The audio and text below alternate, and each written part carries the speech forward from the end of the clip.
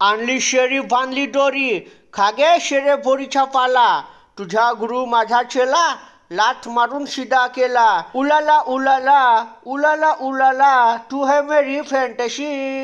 मला फक्त एवढंच म्हणायचं आहे का एक नंबर झडती घेतला डोन्या भाऊ तुनं. आ हा हा हा हा, काय झडती घेतलास तू. आता मी फॅन होऊन गेलो.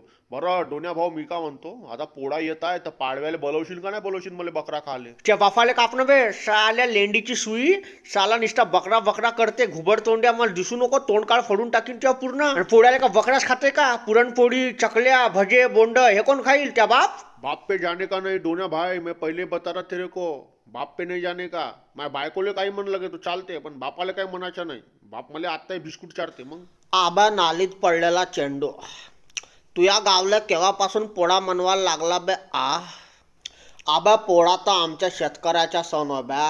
लहान लहान पोरं मस्त बैलाले धुते, आमचा शेतकरी भाऊ मस्त बैलाले सजवते. आमची आई मस्त पैकी पुरणपोळी, भजे, बोंड, चकल्या, लाडू बनवते. आणि मग आम्ही आमच्या बैल राजाले मंदिरात घेऊन जातो.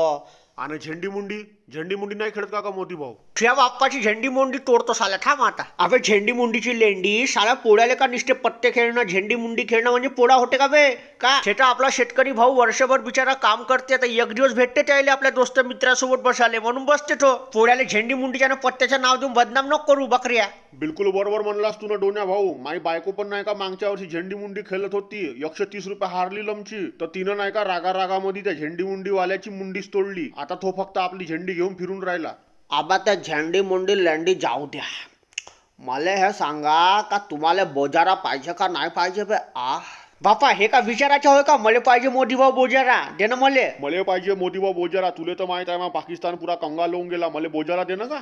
ठीक आहे, चला मग पाया लागा माझ्या आणि आशीर्वाद घ्या.